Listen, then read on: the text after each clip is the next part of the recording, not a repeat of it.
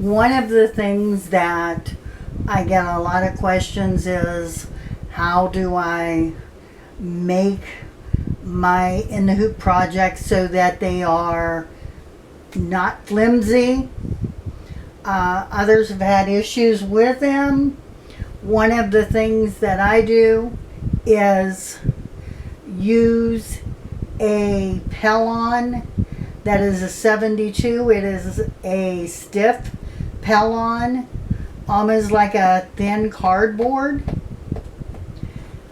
Hi, I am Mary, and I'm known as the Machine Embroidery Queen.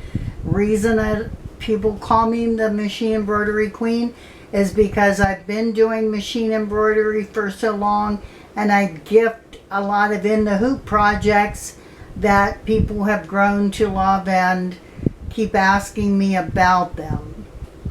And as I had stated before, Pellon is one of my secrets that I use in almost all of my In The Hoop projects. And this is the last item that I just made, and that is my crown, Machine Embroidery Queen. And I used the Pellon in this to make it so that it is stiff. And all of my projects, almost every one, unless I'm making something that will go on a shirt or a jacket, then I usually will use the quilting batting so that it will give with the item. But when I do a lot of the coasters, and especially my Christmas ornaments or my memorial items, this Pellon will allow them to hold their shape. And that's what I wanted to kind of give you a little bit of my secret to doing nice In The Hoop projects that hold their shape. Like the coffee coasters that I do, those can be hung up.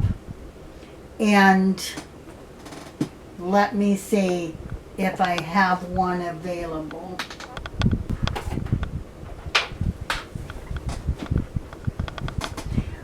Similar, the Pellon that I do use will give them a stiff shape so that you can hang the coffee coasters, the Christmas ornaments and things of that nature are solid, so that when you hang them, they hold their shape. And like the Christmas ornaments, I do a lot of those, and those can be stored so that you have a lot of ornaments in a small space because of the flatness of them. And like I said, even though this is flat, and I do always put a felt or a fleece on the back of coasters so that they sit on the table or coffee table, and you can place your cup on them. And also they can be hung so that they can be displayed. And those are some of the things with the Pellon that you won't get with just using a quilt batting. The quilt batting will not have the stiffness that this has. The other thing that I wanted to go on was the tearaway stabilizer. And even though, and I say that because I like to do my projects as economical as possible, and I don't want to go cheap and not have quality, because we put so much work in, we want to have a nice item. But I use a tearaway stabilizer and I only use a single layer. I know some will say 2 layers, and some will even say about using the water soluble stabilizer, and that's rather expensive. I buy the stabilizers on a roll, and when you get them on the roll, they are pretty affordable. And the taller rolls you'll need for the bigger hoops, and the smaller hoops you can use, and I have 2 sizes is what I have. And as you go and you learn and you do, then you'll decide on what is best for you. I also do want to remind you not to forget to order or to click the button below and get my free ebook, Machine Embroidery Basics.